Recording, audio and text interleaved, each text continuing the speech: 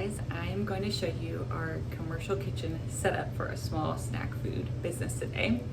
First of all, I am a registered dietitian. I started Sage Treats in 2020, and we do snack treats that are gluten-free, dairy-free, organic, refined sugar-free. And so we really serve an audience that is very health conscious, and I want to show you kind of the behind the scenes of what our kitchen space actually looks like. Many people ask me, how do you start a business, a food business?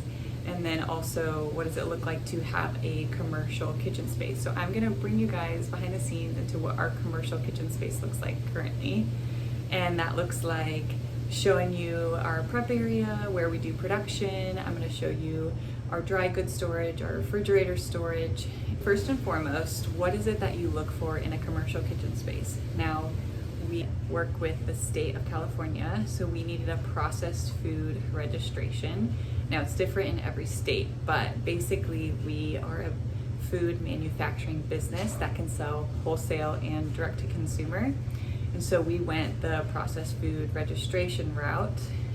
Some people do the cottage food operations route. I'll briefly mention it later on in the video, but we have the PFR, so it was required for us to have actual commercial kitchen space. We originally looked into what it would look like to have a shared space, and then we also looked into doing a build out, getting a property, renting it out, and building out, the prep area and the kitchen space that we needed specifically.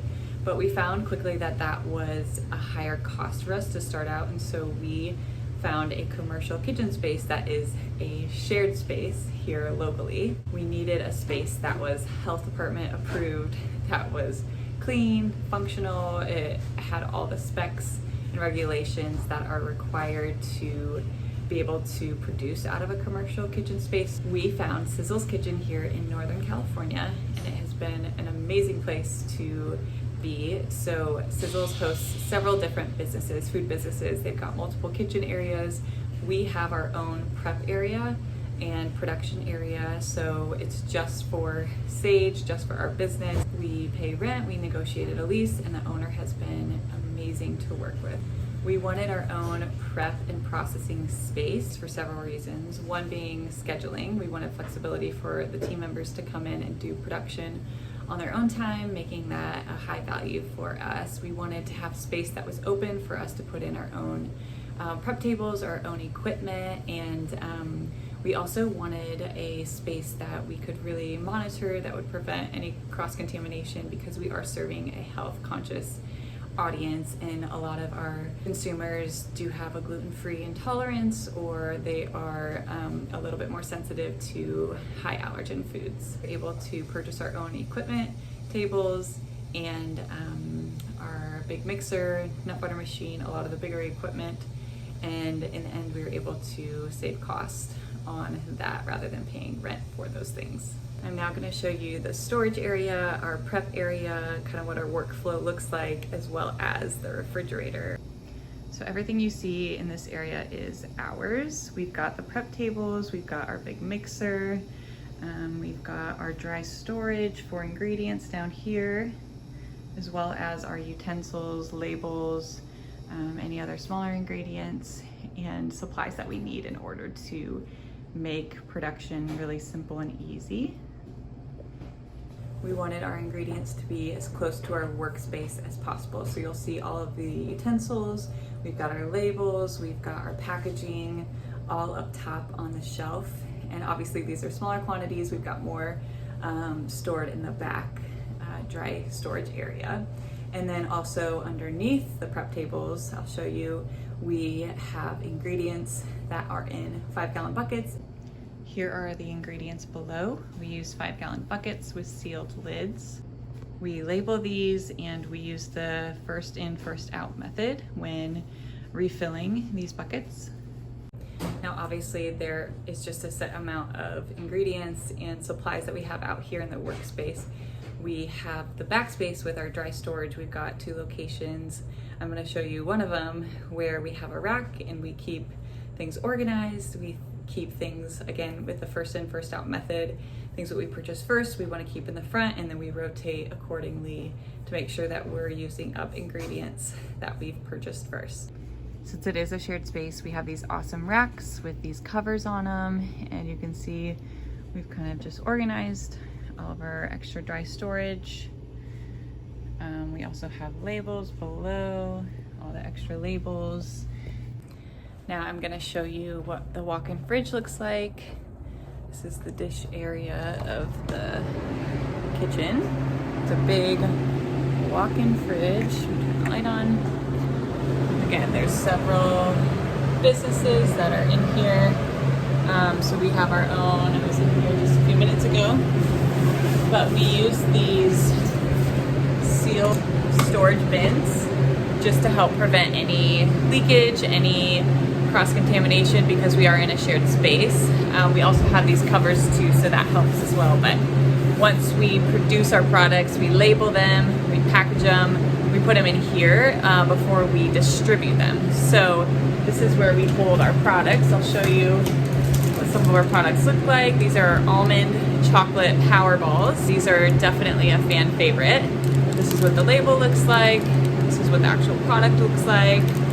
We've got our cashew cookie dough bars, which is another fan favorite. People love these. You can see, package them. We put the date to pull.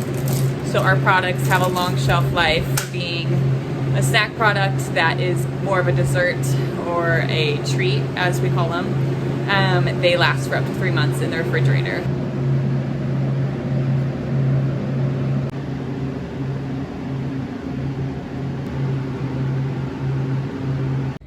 Now, when it comes to our management and inventory system, we use an awesome site called Monday.com. And when we produce product and we are getting ready to distribute, everything is updated on Monday.com. So everybody on our team knows how much was produced, how much is available for the orders for the following week.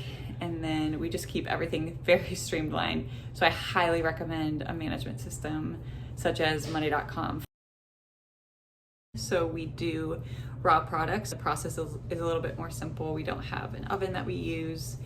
And so we keep our prep space really simple, and we've been able to use those main equipment pieces for the way that we produce our products. One advantage to a commercial kitchen space is when you are receiving pallets or freight delivery, the charges for delivery are significantly less than they would be for home delivery or if you're doing a cottage food operation.